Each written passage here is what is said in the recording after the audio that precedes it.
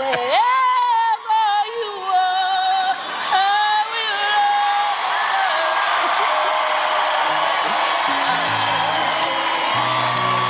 That's Titanic, man. I never imagined that. When Chris Tucker walks into a room, keeping a straight face is next to impossible. These are his funniest moments. What is your family's reaction to your success? Oh, they all quit their jobs when they found out I was making $20 million a year. They said, we rich, we rich. I was like, no, I'm rich. You get your jobs back before it's too late. Is Donald Trump your president? What, do you consider him your president? You mean Donald? Are you serious? Believe me. Believe me. I know Chris Tucker. He's a great comedian, great guy. I like him. It's true. I do like him. I met him. I didn't say much, but I said hello. Being a celebrity means you cross paths with a lot of famous people, but nobody seems to know more of them than Chris Tucker. He knows everybody.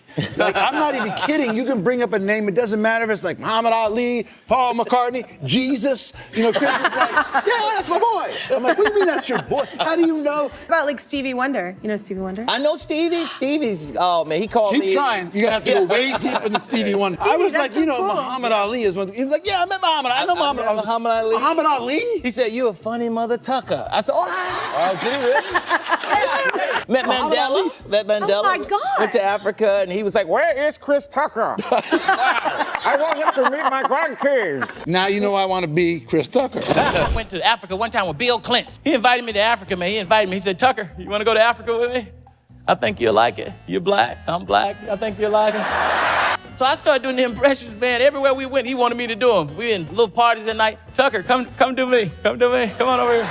Every country we went to, finally I got tired. We got to Nigeria. He wanted me to do it in front of the president of Nigeria. He said, Tucker, come on. Come do me. Come do me. Don't act like that. Come on. I said, Mr. President, I'm tired. You know, it's been a long trip. Maybe I won't do it this time. Tucker, come on now. I need you. I done set it up now. Come on, don't let me down. You want to ride home, right? Huh? You want to ride commercial or private? You let me know, Tucker. That's a long-ass flight home, Tucker. That's all. When you're Michael Jackson, stepping outside becomes a full-scale production. As Chris learned, Michael didn't always see that as a good thing. We would do stuff like go to the movies, and Michael was so famous he had to disguise himself. And we would come downstairs, I'd be like, where's Michael? Michael would be covered up like, I'm over here, Chris, I'm here, Chris. I said, Michael, that's you? Yeah, Chris. I said, I thought we was going to the movies. You're not even dressed. I am dressed, Chris. I just can't go in the movies. We got to disguise it a little bit. I said, okay. So we go in the movies, and I'm thinking, you know, I'm trying to be secret too. You know, I'm hiding myself. Then Michael laughing louder than anybody. Everybody know Michael's laughing. Right. He's like, hee, hee, hee. I was like, Michael, shut up. They're going to find you in here. It's going to be a riot. One time we went to a mall. We was out. Michael wanted to go to the record store or something, and he forgot he was famous. He was like, I got to go to the mall. Go to the mall. And we finally said, Michael, you can't go in the mall, man. You forgot who you are. He said, well, let's go. And it was only thing was in the car was a Spider-Man mask. So Michael said, I'll put this on. We'll go in and we get. I said, Michael, you can't do that. Spider-Man ain't gonna just be walking through the mall. Ain't nobody they gonna know it's you, Michael. He's like, no, he won't. Chris, it'll work. It'll work. We go in the mall, and he was getting away with it until people figured it out, because I was with him, and he was like, Chris, is that Michael Jackson in that Spider-Man mask? No, that's Spider-Man. That's Michael Jackson. All of a sudden, the mall went crazy, and they had to scoot us out. You should have seen it. Chris has a story about almost every big name out there. His Michael Jackson tales, though, are in a league of their own. Do you ever go in public anywhere with Michael Jackson? Because what's that like? You know what? We go to the movies sometimes. We go to the movies. Both of us like going to the movies. So we go to the movies, but it's hard because Michael got to sneak in the movie right before it starts. So Michael come in there like with a ninja suit on. He's hiding and all black. All of a sudden, I'm sitting there, well, where's Michael? And then I turn around, he's like, hey, Chris. I'm like, oh, man. How long you been here? About 5 minutes. I'm sorry. Did I scare you? Sorry, Chris. We watching the movie. He's the loudest person in there. Really? Yeah, he's watching the movie like, hee, hee. I say, Michael, would you shut up before people see you? sorry. It was funny, Chris. Yeah.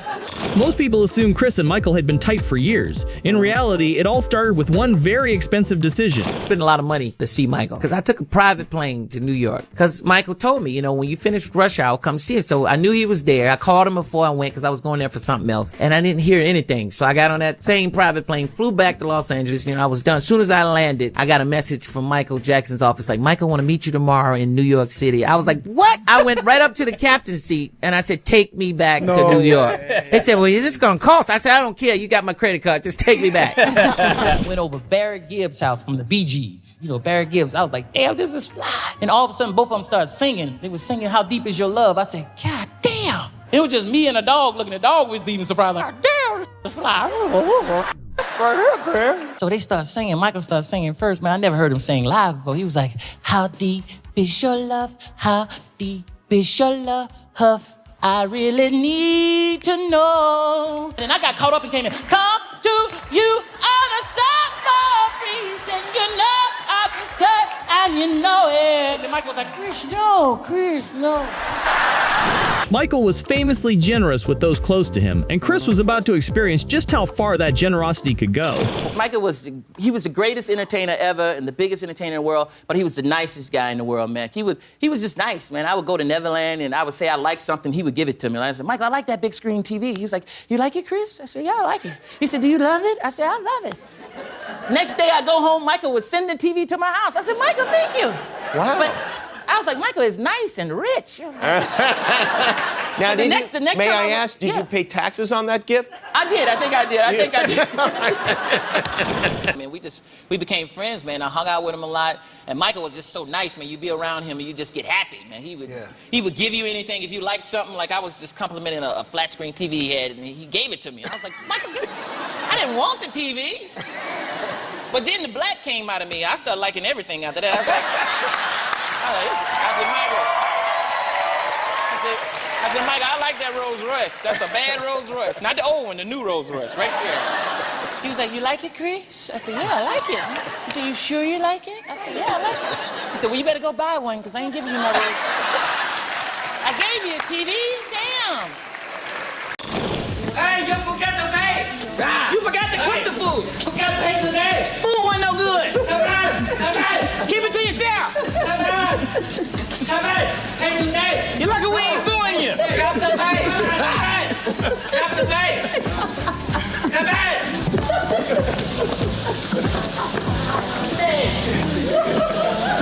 Some stars are constantly in the spotlight. Others, like Prince, you barely ever see. And when you did, he was truly one of a kind. Prince came over and said, hey, but he, you know, Prince is shy, so I didn't know. I just heard this noise behind me, and I didn't know what it was. He just trying to get my attention. He was like, ooh. I was asking my friends, I was like, what's that noise? He was like, ooh, ooh. He said, man, that's Prince trying to get your attention. He's small, so I was like, hey, Prince, how you doing? So he was like talking to me, but he was licking on his fingers when he was talking to me. I was he was like, how you doing? You like the show as a girl? Thank you for coming, Chris. I love you.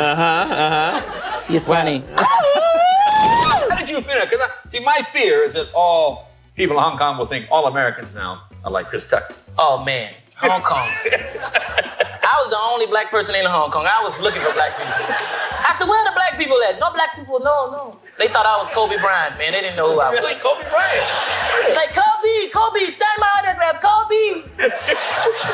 We love you. Where's Shaq? Having Jackie Chan give you a tour of China sounds like a dream come true for Chris. There was just one catch. What's it like in China with Jackie Chan? He's the man. Jackie owned everything. He's like, you like hotel? He said, you like hotel? I said, yeah, it's my hotel. That's my hotel. No. So I got to do more movies. And then he was like, wow, you over here. I said, I came to see you. What do you think I'm over here for? You're the only person I know in China. We was in a meeting and we was getting ready to do the movie, and Jackie didn't say nothing the whole time. He was just like shaking his head. Okay. First time I met Chris Tucker, we tried to make Rush Hour 1, then sit in the meeting room. Jackie! You keep talking, I just looking. And I pulled the director aside after the meeting. I said, does he speak English, man? It's no way we can do this movie if he don't speak English. That was the whole thing I came up with. Do you understand the words that are coming out of my mouth? Because I was like, the first time I met him, I was like, do he understand English? Does he speak English? Do you understand the words that are coming out of my mouth? Every day I couldn't wait to come on the set to see Jackie Chan. I was late most of the time, but when I got there, Jackie was there waiting with his legs crossed saying, "Where's Chris Tucker? We are late," you know. Jackie, it was just an honor working with you, and I can't wait to work with you again. And you work with so many other actors too. You made a lot of people rich, Jackie. A lot of people rich. I love Jackie, but Jackie used to make me look bad. He used to show up to work on time all the time. I said, "Jackie, you the star, man. Take it easy in your trailer. You're making me look bad, man." He said, "Chris, you're wasting money. Get on set on time, that's all." I said, "It ain't your money, Jackie. No, seriously. Warner Brothers money." Once the big check started rolling in, Chris made a few classic rookie mistakes. This one might take the cake. You spend money on? I was spending too much money. I was just acting crazy. I bought 2 houses right next door to each other. It was crazy. I said, "I'll take that one too. I don't want nobody to mess with me." I was borrowing stuff from myself. I said, "You got some sugar I can borrow?" "You know we got some sugar. I'm you and you me, man." Talking about President Obama, because Barbara's interviewing him tonight. You shared a cab with him, I heard. Yeah, we was in the car. I rode in the car with him before he was running for senator. No, he was senator. Yeah, no, he was running for senator in L.A. And I was late to the fundraiser. So I said, "Hey, I want to meet him too." They said, "Well, he's going to another fundraiser. Jump in the car." I said, "Okay." So we got in the car and we were talking. And he was really nice. We talked about little stuff like chicken and basketball. Just a little small talk. A lot of small talk. He said, "You like chicken?" He said, "I like chicken. You like chicken too?" I said, "Yeah. What type of chicken?" "All types of chicken." Presidential chicken. You might be president. You say, "What kind of chicken?" "You like roast chicken and fried chicken?" Yeah, all types of stuff. Basketball. So yeah, that's why I voted for him. The first time he ran, I voted because he liked chicken. I said, any man that likes chicken like me, he deserved to be president. I see it with Cheech and Chong. They always try to get people high. They try to get you high? All the time, man. People come to me all quiet. Hey, man, Chris, you want to go smoke one? You want to smoke one? What you talking about, man? No, I don't do drugs. That was a character, man. It was a movie. I'm a good actor. I don't smoke weed. Strict moms play by their own rules. For Chris, Sundays were absolutely non-negotiable. Now get up, you are going to church. Can't the preacher come here sometimes? Get up, you are going to church. Make me sick. Making me late. She always talking about we making her late, and she ain't dressed neither. Walking around with her bra on. You are making me late. I can't get dressed fooling around with y'all. To get on teachers' nerves, they used to hate me. They used to get mad. They say, "Listen, Chris, if you act up again, I'm gonna call your mama." I said, "If you're gonna call my mama, you're gonna have to pay the phone bill because the phone been cut off for 2 weeks." Me sick. Go to the principal office. But I didn't care. Because I was in the principal's office so much, I was cool with the principal. We were tight. He'd be like, "What you do this time?" "Call my mama, pay the phone bill." "Man, you crazy, you crazy." "You a fool, Chris. You a fool, boy." They live in Atlanta. Yeah, Atlanta. I'm from Atlanta. I'm from Decatur, Georgia. So I'm back and forth. I'm halfway in California. I'm halfway in Georgia, man. So I love it down there. Do they leave you alone in Atlanta? Sometimes, man. But people, you know, they sometimes it's because they don't see a lot of celebrities. So they be coming up to me, looking at me like, "Hey, man, you?" You? I'll be like, "Yeah, I'm me. You?" They'll be like, "What you doing out here in the grocery store shopping?" "I gotta eat too. I'm getting some food." You think I'm a superhero? Get away from my cart, man. So here's the thing. Have your family working for you. Okay. In the comedy club. Because my family worked for me in my comedy club, and I went there. The club wasn't making no money, but everybody had new cars. And that's what... My brother was drinking up all the inventory. So I gotta try this stuff, man. Make sure it ain't small. I said, man, you know, How long did it last? about a year. That was it. Who made the call to shut it down? I did. I was did. like, this is over. I'm not making no money. This is gonna mess up my movie money. Were they upset with you? My dad was upset with me because he was the cook. He was like, "What am I gonna do now?" I said, "Be my daddy." But my brothers, they was all laughing at me like, "All right, I'm gonna come down and see you perform." And I invited them down to the comedy club, and they was down there, and I was on the list, but you know, being a comedian, you might not get to go up. It's not guaranteed. So I didn't get to go up that night, so I had to ride all the way home, and they was in the car. "I thought you was a comedian."